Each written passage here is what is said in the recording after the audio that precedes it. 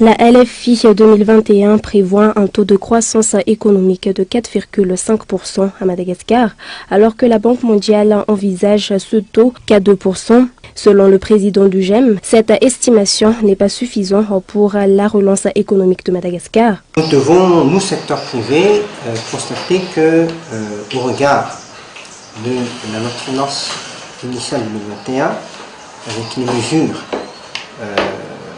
les faibles mesures d'incitation économique et fiscale qui sont proposées, effectivement, nous pensons que, sous la base de ces mesures, il va peut-être être difficile d'atteindre un taux de croissance de 4,5%. Si, de fait, le taux de croissance va être de 2,5%, contre un taux de croissance de la population de 3%, ça veut dire que le pays va continuer encore à s'appauvrir en 2021, ce qui est inacceptable. Donc nous, ce que nous préconisons et ce que nous avons toujours dit auprès des autorités, c'est qu'il faut voir grand, il faut voir loin, rapidement, et envisager dès cette année 2021 un taux de croissance de près de 6%, pourquoi pas 7%, mais en y mettant les moyens nécessaires. Et quand je dis nécessaire, c'est des gros moyens. Le GEM sollicite de la part de l'État l'adoption d'une stratégie spéciale relance économique de Madagascar. Les gros moyens.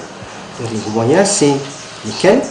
C'est, entre autres, bien sûr, solliciter l'aide internationale. Madagascar est un des pays les plus pauvres du monde, mais Madagascar aussi est un des pays où l'aide publique par habitant est un des plus bas au monde. Donc non seulement les pauvres, mais on est très peu aidés.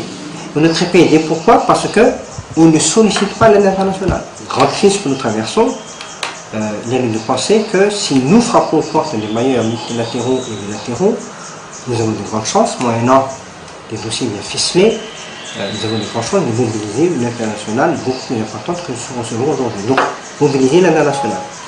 Deuxièmement, il nous paraît aussi important que l'État, indépendamment de l'aide internationale, qu'elle arrive ou qu'elle n'arrive pas,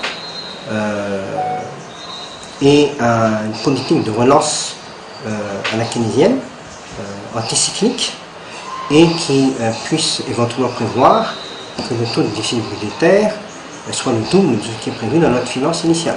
Et que ce déficit budgétaire soit essentiellement lié à un accroissement massif de l'investissement public dans les infrastructures de production. Ce groupe demande également un soutien en faveur du secteur privé. Nous pensons aussi que dans la situation de grande détresse dans laquelle se trouvent les entreprises, il faut redonner confiance aux entreprises.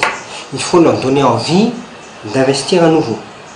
Et cette incitation à l'investissement, elle passe par des mesures d'incitation fiscale que nous ne trouvons pas clairement dans la loi de finances 2021.